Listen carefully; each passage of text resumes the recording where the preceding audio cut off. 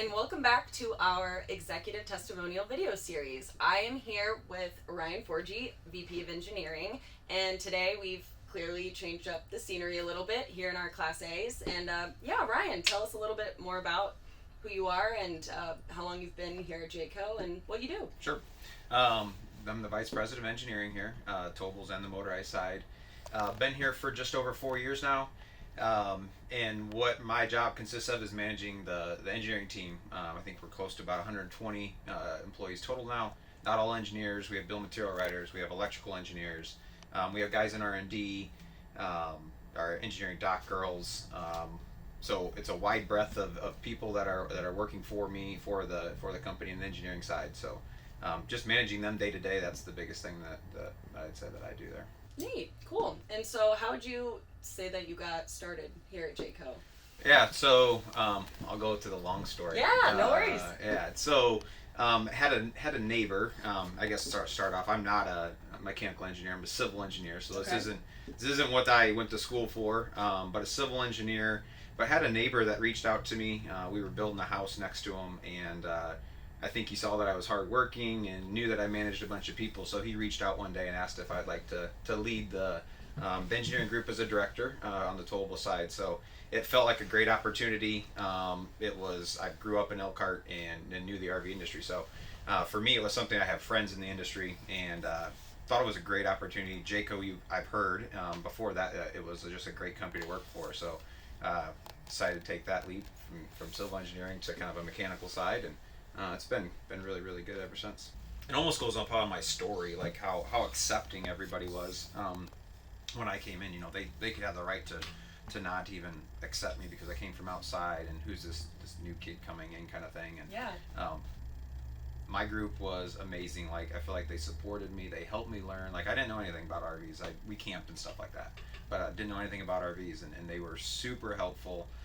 Helped me learn the process. They were patient. Couldn't ask for a better team to step into, and I think the team that I have around me now is the reason I feel like the engineering department has been successful. I guess for myself too, I feel like I've been successful, and it's because those people that work with me, work for me, that type of thing. So couldn't have done this without them. I have a great group of support around me, and that's the reason I feel like we're being successful right now. Yeah, that's really neat. So what would you say you love most about working here at Jayco? Yeah, I mean, I feel like it's a little bit cliche. Everybody said it, but it is kind of the people. Mm-hmm. The people here it's different. I've worked at a few different places, and it's good. The first time here, or when I first started, Daryl had a meeting, and I was involved with it. And before the meeting, he started off with a prayer. So I thought that made Jayco completely different than anywhere else. So, and I think that culture has continued here. I think even to a point where the culture now is even more about the people. I think we're trying to hammer that home, that it is about the people. And even like when we hire people, I always tell my group, we can hire good people. That's what we want to do, is hire good people, and we can train them, teach them the rest. So that's really the biggest thing for me is the people. But I mean, it is fun too. I think on the R&D side, we have issues that come up every day and every week, and they're fun to solve. Seeing how the people react to it, growing the leaders. We've been so focused on growing our leaders and doing our programs like that too. It's been really cool to see people grow into their leadership roles. Definitely. And so kind of going off of that, leadership aspect, what would you say, are a couple great aspects that make a great leader? Yeah, so I think the biggest thing is someone who listens, and then can, from listening, acts on those requests and can dive into that. Maybe not even listening, but just the body language and things like that. How is the group reacting to certain things? Is there someone that needs some extra support during the week? That type of thing. I think the leaders are just really in tune with what their group's doing. But then also, they got to take that up to the next level, and how they tell that to the person above them, and make all the groups come together, to work together, and for one common goal. So, but communication, kind of number one, and making sure we know how our team's feeling. Yeah, definitely. And how would you say that you keep continuing to better yourself as a leader? What ways do you continue to better yourself? Yeah, so I think the biggest thing that we do here is all our leadership classes. I think one of the things that's helped me the most is our Mike Testa stuff. His leadership classes have been amazing. They continue to help some of our other people, but those really make you realize or find some ways to get across to your team, be a better leader, and that type of thing.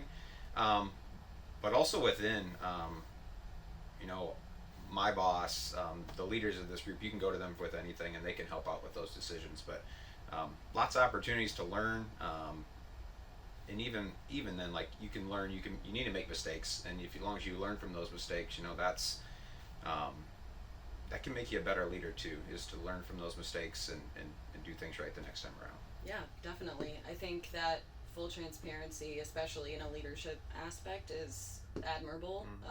From at least somebody who's just starting out their career at Jayco. So I guess with that in mind too, what advice would you give somebody who is just starting their journey here at Jayco, like me? Sure. Yeah. I think that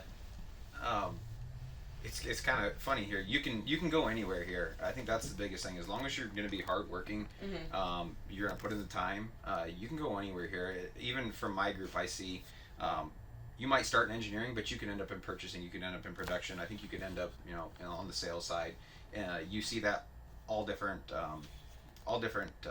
examples here that is that way. So, as long as you're hardworking and you're going to get your stuff done and to the best of your ability, I think that you can go anywhere here. So, just show up and do your best.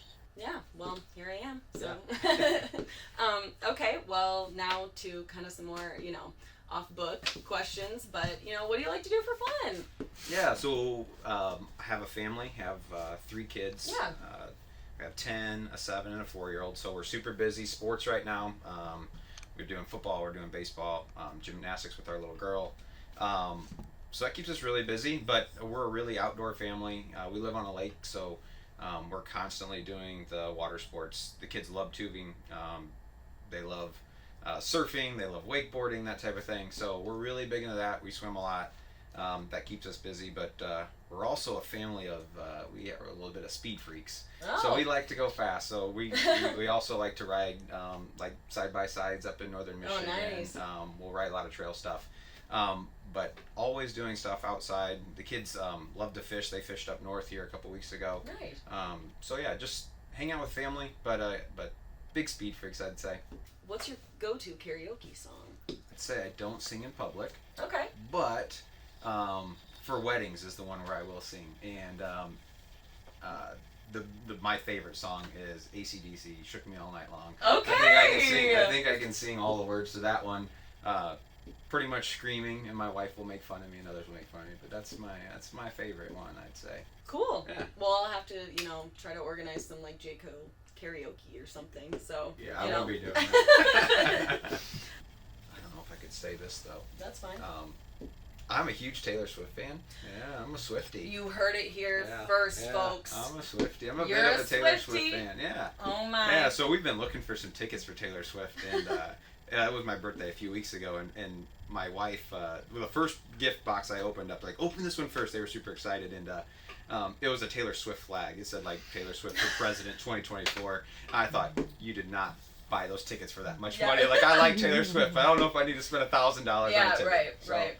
Well, yeah, that'd be fun to go to if it wasn't so expensive. Well, I mean, it's funny you say that because if you check under your seat here right now, we have got you. No, I'm sorry, but okay. What would you say is the most adventurous or exciting item you have on your bucket list?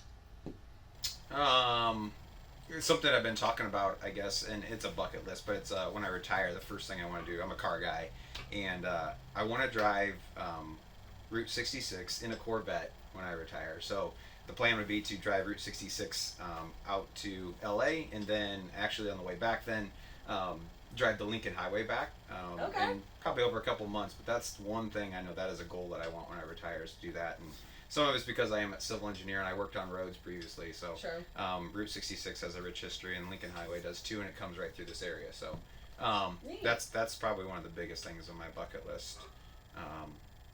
So yeah. Yeah, I love that. Okay, you're a big car guy, so give me your top 5. Top 5. Well, so if you've seen it, it sits out in the parking lot. Sometimes I get to drive it. But I have a 1971 Nova that I've had since I was 14. So I've had it for 20 some years, I guess now. It's dating me, but yeah, 20 some years. It was a father and son project. So I mean, that's my number one car. But I'm a GM guy too, so it's Novas, it's Chevelles, it's Camaros, Corvettes, that type of thing. Nice. Yeah. Very nice. Yeah, I've seen what they have on like Thursdays over at Essen House. Yeah, they have so I those. frequent there, yeah. Yeah, I definitely want to catch one of those because my dad and I love cars too. Yeah. Okay, what is if you have one, like an unusual food combo that you love, share it. I don't know if it's a food combo, but probably my favorite food is tomatoes. So in the summer, I like tomatoes a lot. So we grow garden and we have tomatoes. But always loved tomatoes when I was younger. Used to have like canker sores in my mouth because I ate so many of them. And now it's funny because my oldest boy he does the same thing. He eats tomatoes. He wants tomatoes a tomato for every dinner that he has. So really, same way. I love tomatoes, so that's probably my favorite. So is it like? Are we talking all tomatoes, grape tomatoes, cherry tomatoes? Or do we, Cherry tomatoes are good, but it's the like larger the OG, ones. Yeah, the larger tomatoes. Just like an apple? That's how you eat it? No, you just slice it up. But I do eat it as like an apple too, sure. Okay. Sure. Very nice. Yeah. Well, you could have said an onion, so it could have been worse. Yeah. So, yeah. Ryan, thank you so much for joining us today. And thank you so much for tuning in, and make sure to keep your eyes peeled for next month's installment for our executive testimonial series.